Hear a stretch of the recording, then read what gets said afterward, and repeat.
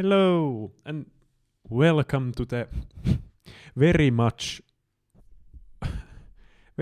late and overdue new episode of the Bass Solo podcast. I've been away for a while, not doing anything very meaningful, and now just gonna do this episode that was supposed to come out, I don't know what, 3 weeks ago, I guess. Just wanna get it out. Don't know how long this is, but wanna get it out so I get to the rhythm again. I don't wanna end this quote unquote series just yet. Been on a vacation, kind of lazy, just didn't feel like doing the episodes when I was supposed to, and then they kind of got piled up, and obviously the starting is more difficult, and oh no, and oh god, and what am I gonna talk about, and what am I gonna do? But here I am, making a new episode. So 3 weeks late.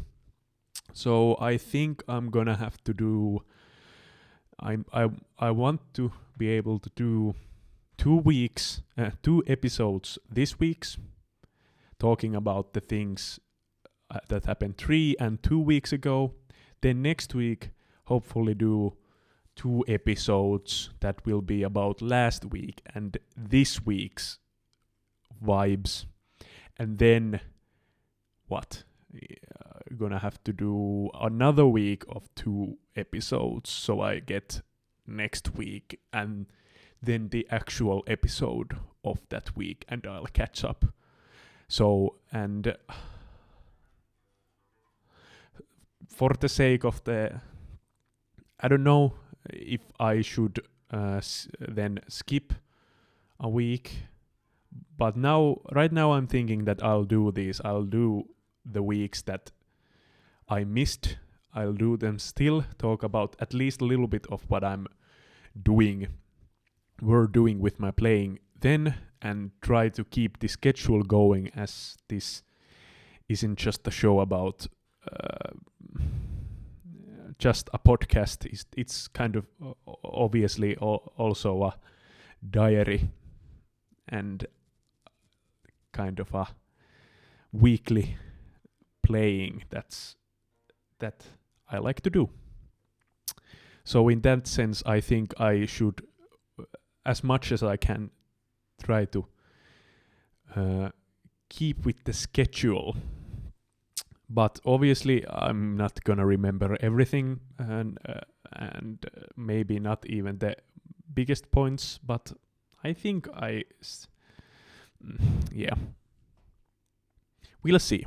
I'm doing this episode as you are now hearing it.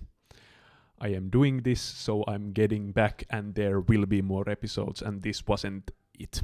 I hope someone is still wanting to listen to this. So, yeah. And also don't know what's gonna happen. I'm gonna try to do another cover. I don't know if it's gonna be next week, probably the week after, so gonna just take a break on those 2. Just the doing all of these internet kinds of things is really really hard to schedule. I'm having trouble. It's not really that I don't have the time. Well, of course I have the time for this podcast. It doesn't really take that long from my day, but it can be hard to start it. And then doing the cover videos, those require at least a couple of days of playing and thinking, and then actual recording. And so I'm gonna do one of those, I hope, soon. But I haven't been working on anything that I was going to put into a video. I have been working on some annoying school music for school right now, but I don't know if I should make videos of those But anyway, maybe we'll get back to those. And obviously, when I'm talking about videos on YouTube, we get to the subject of today's late podcast episode. So about 3 weeks ago, I released on my YouTube channel the Weather Report song River People that I had been working on since very late last year. I started kind of dabbling with the song, and now I finally got it done, got it into a shape that I was pretty happy with my technique, and so didn't wanna delay it longer. I'm gonna keep on working on it. I think it's a good exercise as a song for the both hands. Nice octave stuff that you don't really get all that often. And just a really cool song. I really dig it. Although it's not that electric bass orientated. It's more of a synth bass song. So I think it's mostly played by Zoe Zawinul. Not the main bass line is not from Jaco, but I'm not really sure. There is bass in the end, but most of the song is the synth bass stuff. So I'm gonna be talking about that cover today, about these things that I just started to talk about. So yeah, we're gonna go into my talk more about the 4-finger technique thing I got going on in the style of Matt Garrison and Damien Erskine and people like that.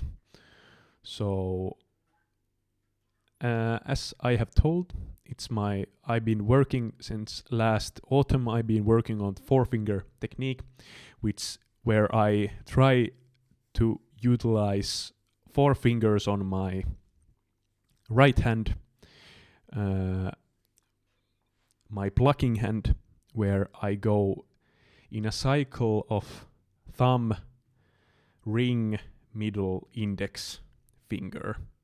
So not in the same way as some other bassists do it. Like I don't think Matt Garrison goes with a thumb, index, middle, and then ring finger when he does his 4-finger thing. But I'm easier doing it in that kind of a different way. So working on that, really obviously the first thing you start to learn is just straight up bass lines on, like it really gravitated towards 8th notes in like 1 note, 1 string.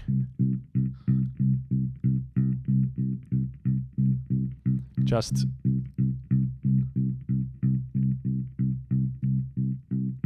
trying to find the balance with all the fingers. But in the beginning I started to think that I'm gonna have to be... I've been trying to find interesting different bass lines to challenge the technique now that it has started to feel pretty good since I started last fall. And I stumbled on a No Treble article that was written by Damien Erskine, where someone had asked if he had any kind of exercises for the 3-finger technique, utilizing like any good songs to, I think, practice the finger like sequence on like fast songs or something like that. And he mentioned I'm gonna try to, I guess, find find it here. It was a Tower of Power song.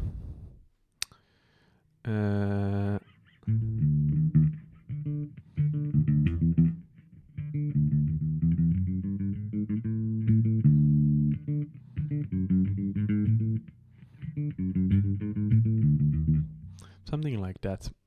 Short. One of those real grooving Tower of Power songs.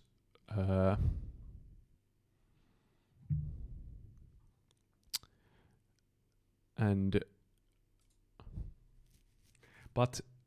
I looked at that for a little while,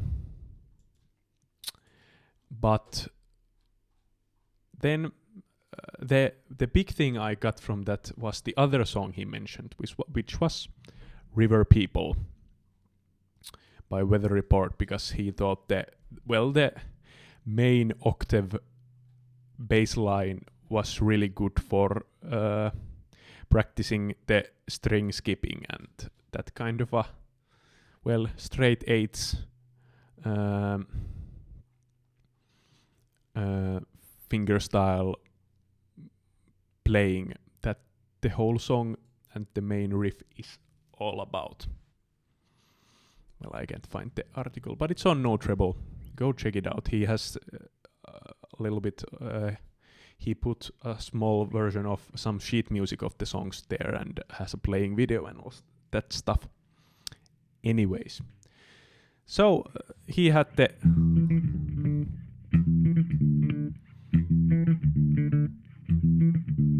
He had that riff written down.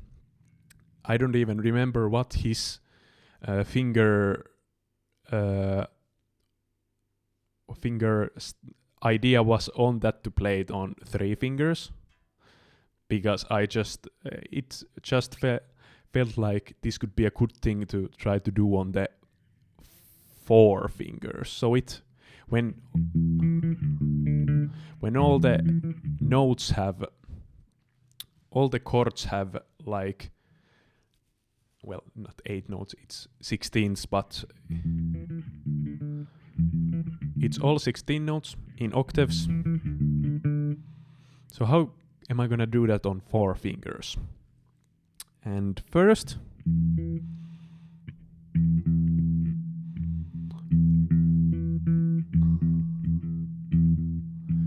I remember what my first idea was playing that. I think it was...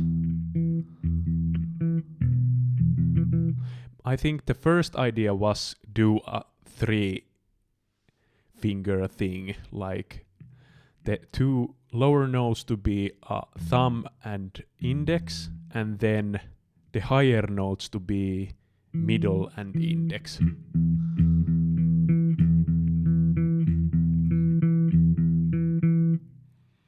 But that didn't really make sense. It's not 4-finger, so why would I do that? So how am I gonna do this on 4 fingers? And then I just started to think about, could I do it, this kind of a octave bass line, just doing the sequence I try to do all the time that I've been practicing. And it seemed to work okay.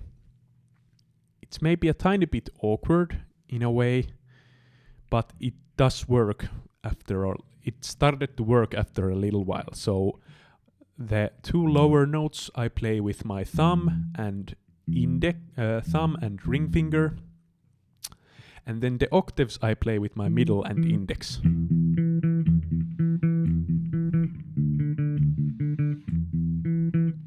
And that it feels really weird because I have the most farthest away fingers, thumb and ring finger doing the same notes on the same string, which feels really weird. But I think, thinking about the whole sequence, it just makes sense to me. And also there's a little bit of an added benefit of doing the where I think a lot used disco version of that kind of a octave bass line when where you have the lower octave as a half note, or in this like an eighth note, and then the 2/16 octaves.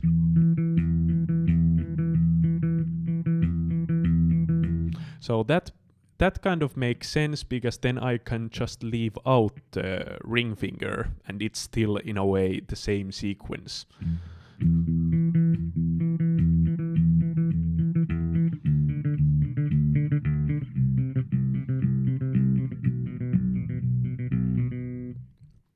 So I started working on that. The song is, I think, surprisingly fast, because it's 104 beats per minute.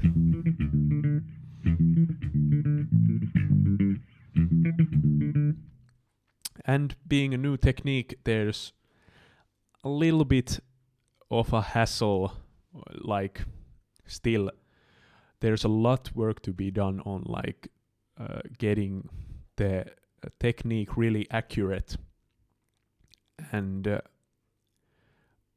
like strong.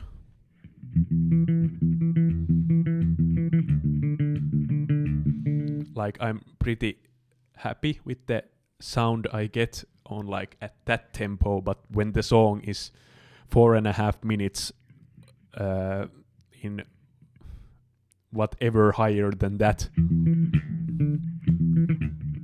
as you can hear, without a little bit of a warm up and thing like that, it can really fail still, because I didn't say I was done with the technique. I was just happy with what I was able to record a couple of weeks ago.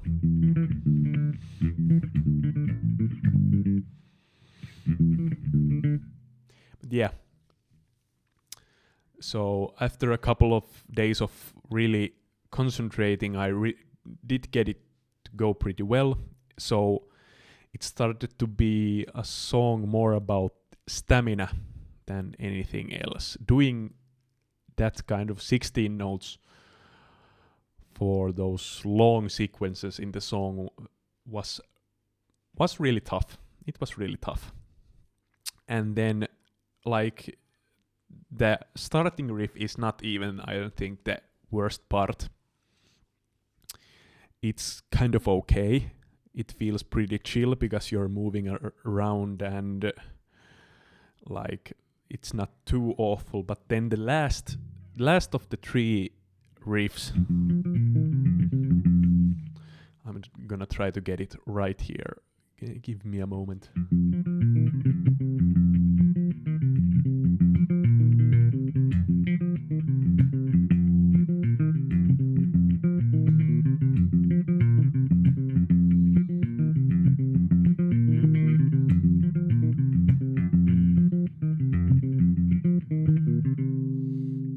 Kind of got it there, but yeah, that kind of a it's just like octaves and sevenths and fifths and there, but that for the last maybe minute and a half is, that was bad. Just thinking about the fingering on the right hand for that part was really annoying, but to get it consistent, and there's a little that I didn't get it like fully, and you can really hear that now that I haven't been working on the song for a couple of weeks anymore. I kinda let them slide out of my training schedule after I have done a cover on them, but it was pretty difficult. I still wanna maybe change what I played before on the. Well, yeah, let's go through the song. I can't play it unfortunately here on the podcast because then I'll get copyrighted. but I can go through the song playing it myself here. But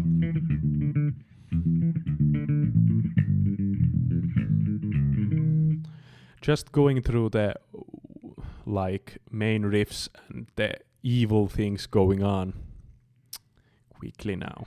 Yeah, the first riff with what the song starts with.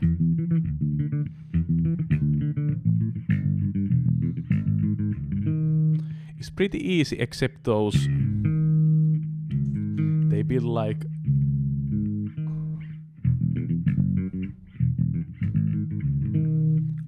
like 1 5 and then building perfect fifths on top of each other. Those are pretty hard on the bass to actually obviously reach. I don't know if Jaco played them because the first it's like E, G sharp, and then you do the like major 9 thing on C sharp. But then the second one is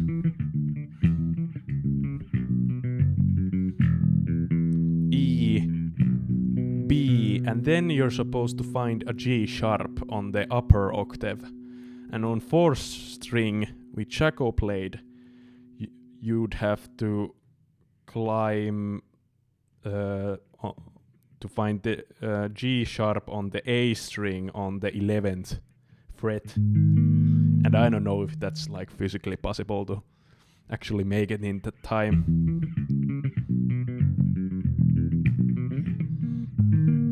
To hit that. But on 6th string that I'm using, because I'm a dirty cheater, you can obviously just play it on the D string on the 6th fret.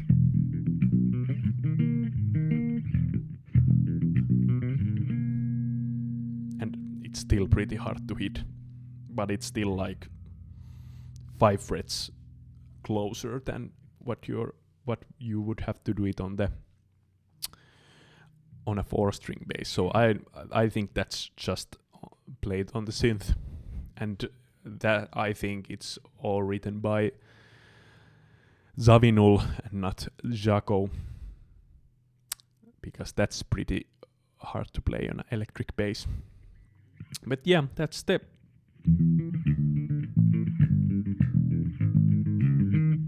you move through the chords, and then you hit the second riff, second part of the song, where you pretty much modulate, I think, a half step up from E to F.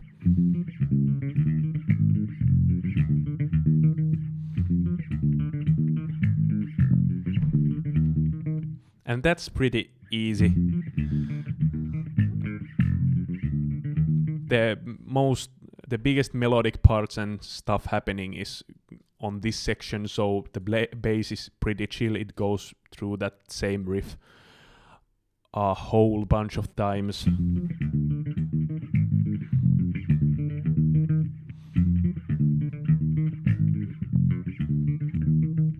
So there's really nothing to talk about on that part.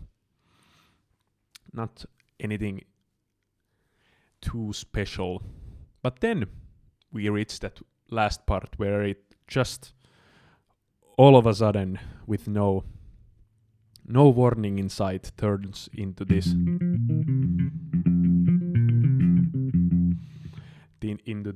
still we're in F, turns into this awful this amazing riff, and clearly on the electric bass.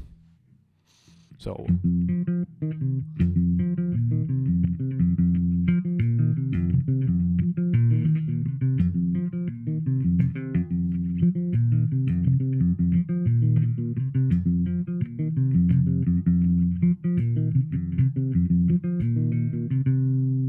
that kind of a thing, but then a lot faster.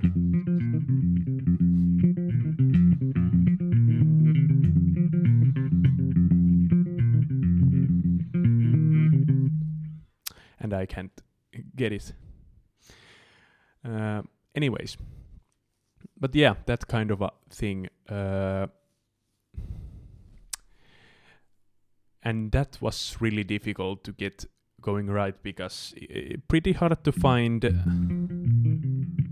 a satisfying and working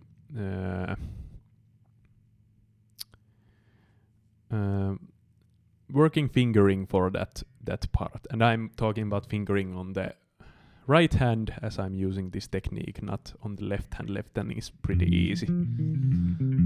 It's all just ones, octaves, sevenths, and fifths. A little bit of fourths. Anyway. But yeah, and I found a pretty good one. And then I remember on the last day before I recorded, I found a little bit, I think, better of a version where I hit every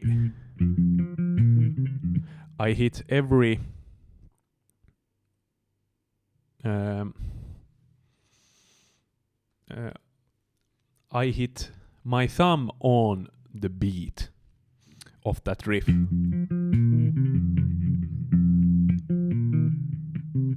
So except that third note on the first bar of that riff, because there is a long note over that. I found a version that had that, and it felt a lot funkier, but it was way too late to change it to be able to record it on the next day, that I decided to get this video and this cover done for this time.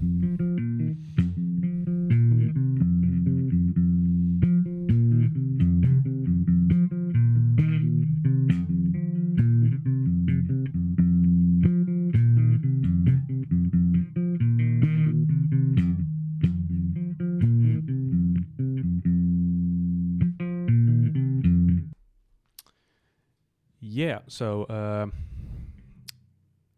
anyways, can't do it right now, unfortunately. Anyways again.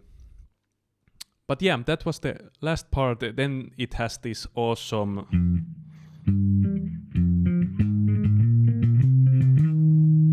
just a minor fill with the. It sounds a lot better on the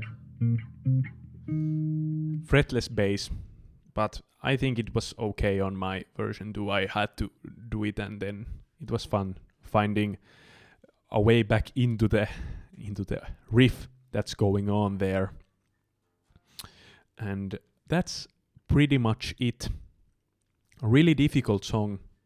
I think it's really groovy, kind of. I think I'm starting to think maybe a kind of a little bit unknown song from Weather Report, like, although Pastorius is the most important bassist ever and stuff like that, I think a lot of people have missed this song. Well, yeah, there's half of the song is Pastorius and then half is Zawinul, at least. But it's a really cool song, a really different kind of a groove, and a really good piece for just doing 16-note practicing. I think on any technique this is really good. If you're a player who plays with the normal 2 fingers like Jaco, it's a difficult song to do all of these octave jumps all around, and the main riff, because it's made on the synth, it's gonna be a big challenge on electric bass any way you like it, any way you wanna play it. But I do recommend at least working on the main riff a little bit. It's really good practice, and for stamina, for your arms, for your sense of rhythm, for your clarity, for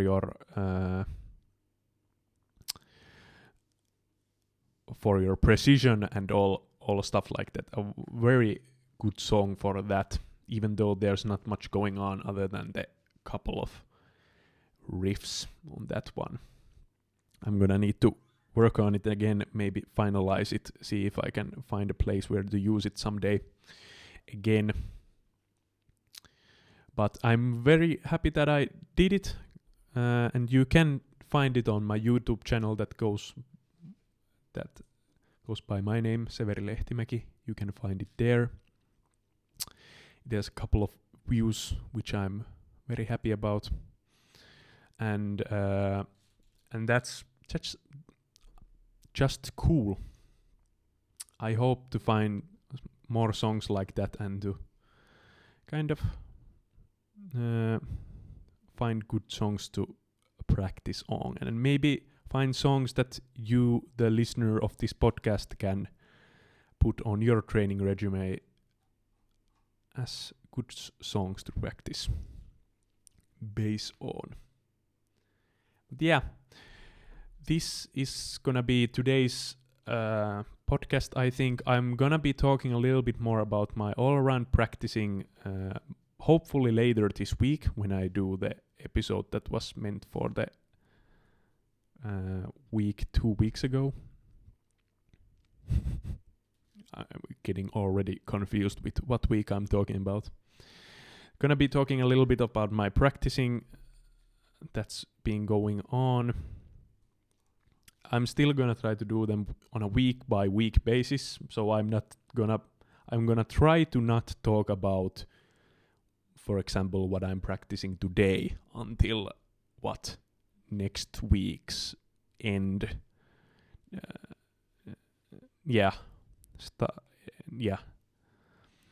End of next week, so I can